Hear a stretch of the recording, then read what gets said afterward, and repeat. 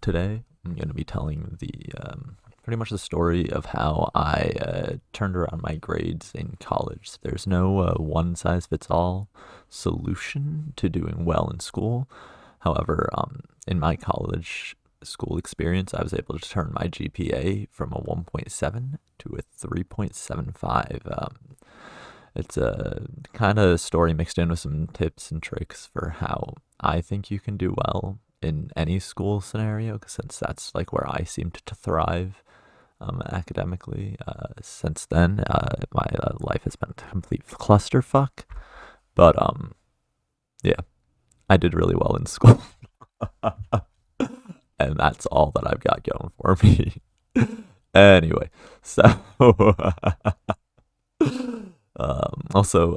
real quick, if you enjoy this video or my voice or anything, please drop a like and a sub. I've got some really cool content planned for the future, and I'd hate for you to miss it. Anyways, so my freshman year of college, I was a degenerate. I was a delinquent, and I was just unmotivated and unprepared for college life. Instead of, like doing my work and studying, I hung out with my friends all the time and took naps all day, much like I've done all quarantine, except, hang out with my friends on Discord instead of real life. It's going very well, very, very well.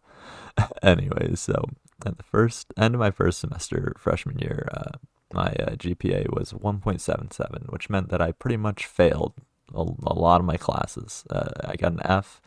I got, I don't know, probably like a D and a couple C's. I don't know. I don't remember exactly what it was, but it was terrible. It was real bad. I was a business major, and the only class that I passed was my business class, which I actually ended up hating. Um, it was terrible. So what I did was I ended up switching my major to something uh, better for me, which I thought would be more engaging, because then maybe I'd actually feel motivated to study. So, my tip number one: find something that you're motivated to study, something that you're interested in. It doesn't help when you have to take gen ed classes, I realize, but it'll definitely help your overall schooling experience if you're interested in what you're studying. For you high schoolers out there, good luck. You have to just good luck with all your terrible classes. I'll have some tips later on in the video. Maybe I'll throw a timestamp in for just like generic studying advice. Anyways, so yeah, after I switched to outdoor adventure leadership from business, I started to do a bit better grades wise. However, I still was not enjoying myself. I still was only getting I was getting B's and A's now, but like I wasn't engaged except for one class, which was my business math class. You see, it was finite mathematics with calculus. It was the only one that like actually was like engaging and fun for me to be taking, which was really weird because I hated it the first time that I took it. It probably had a lot to do with like the teacher and my newfound motivation to do school, I guess. I don't know. Anyways, so then I ended up switching to chemistry because I'm like, wow, if I can do math, I could probably do chemistry. I don't remember exactly what my logic was, but I ended up taking a few chem classes and absolutely loving it. And so then for the next like 2.5 years, I had to squeeze in a chemistry major, an entire chemistry major, and I ended up taking like just a ridiculous amount of classes and spending it like 5 to 7 hours in the library every single day. Which brings me to my first point, which is a context. You probably don't have to spend 5 hours studying every day, if unless you're like me and you're dumb and you take all the hard classes all at once. Uh, Maybe I'll snag a screenshot of one of my transcripts and I'll just show you the hell that I put myself through. But yeah, you don't have to spend like 5 hours in the library, but finding a good place, a study context, a work context, somewhere that's separate from the place that you like hang out and play games and whatever, You need to find somewhere where you're in a good state of mind to do studying, somewhere new, somewhere separate.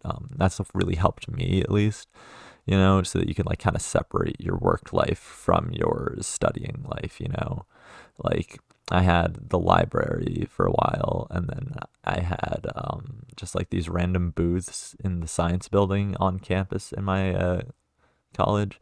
But like, if you don't have that, like maybe go to like Panera Bread. That's what one of my friends does.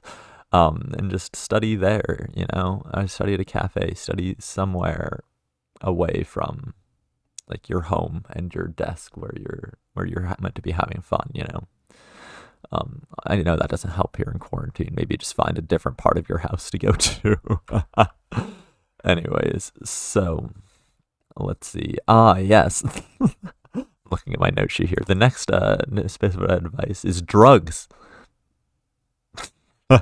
So when I say drugs, I don't mean like fucking snort cocaine and heroin before you go study. But what I did is I just brought coffee with me to go study. That was enough to help me focus. I'm terrible at focusing, but coffee seemed to do the trick.